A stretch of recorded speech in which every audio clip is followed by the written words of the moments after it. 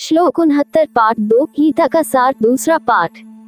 या निशा सर्वभूताना तस्या जागृति संयमी यस्या जागृति भूतानि सा निशा पश्यतो मुनेः। संपूर्ण प्राणियों के लिए जो रात्रि के समान है, उस नित्य ज्ञान स्वरूप परमानंद की प्राप्ति में स्थित प्रज्ञ योगी जागता है, और जिस नाशवान सांसारिक सुख की प्राप्ति में सब प्राणी जागते हैं, परमात्मा के तत्व को जानने वाले मुनि के लिए वह रात्रि के समान है। 69 व्याख्या। ये श्लोक भगवद गीता के दूसरे अध्याय में आता है, जहाँ श्री कृष्ण अर्जुन को योग और ज्ञान का उपदेश दे रहे हैं। इस श्लोक में श्री कृष्ण उस व्यक्ति की अवस्था का वर्णन कर रहे हैं जो संयमी है और जिसने आत्मज्ञान प्राप्त कर लिया है। श्री कृष्ण कहते हैं कि जो बात साधारण प्राणियों के लिए अंधकार में और अज्ञात है, उसी बात को संयमी व्यक्ति समझता है और जागरूक रहता है। अन्य प्राणियों की दृष्टि में जो ज्ञान या सत्य अंधकार में है, वही एक ज्ञानी व्यक्ति के लिए प्रकाश है।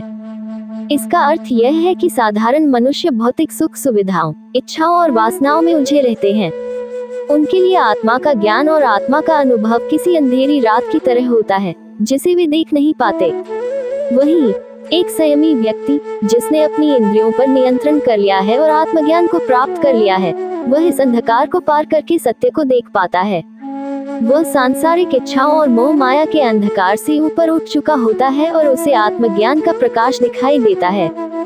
इस श्लोक में एक मुनि का तात्पर्य उस व्यक्ति से है जो मन और इंद्रियों पर संयम रखता है, और संयमी का मतलब है वह जो संयमित है, अर्थात जिसने अपनी इंद्रियों और मन को वश में कर लिया है।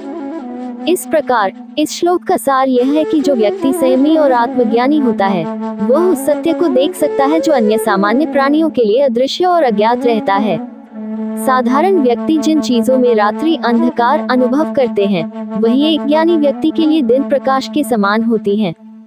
श्लोक 70 पाठ 2 गीता का सार दूसरा पाठ।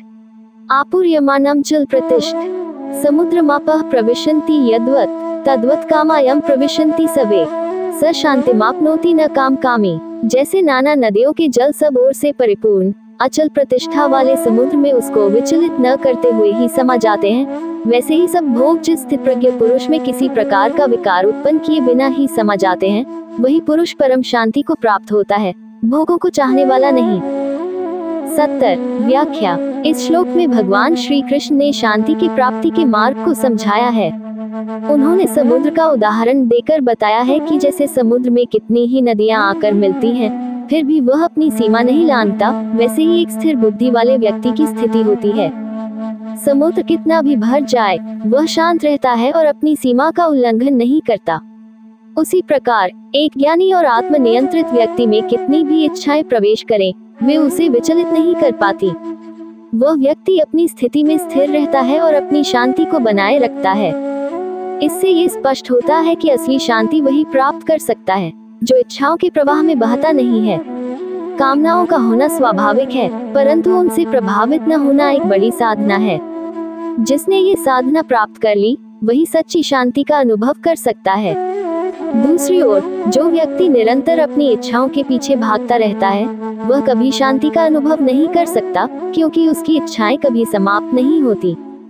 निष्कर्ष। इस श्लोक के माध्यम से भगवान श्री कृष्ण ने ये संदेश दिया है कि शांति की प्राप्ति के लिए इच्छाओं का त्याग आवश्यक नहीं है, बल्कि इच्छाओं से अप्रभावित रहना आवश्यक है। इच्छाओं के होने और न होने के बावजूद व्यक्ति की आंतरिक स्थिरता बनी रहनी चाहिए। जब व्यक्ति इच्छाओं के प्रभाव से मुक्त हो जाता है, तब वह सच्ची शांति का अनुभव करता है।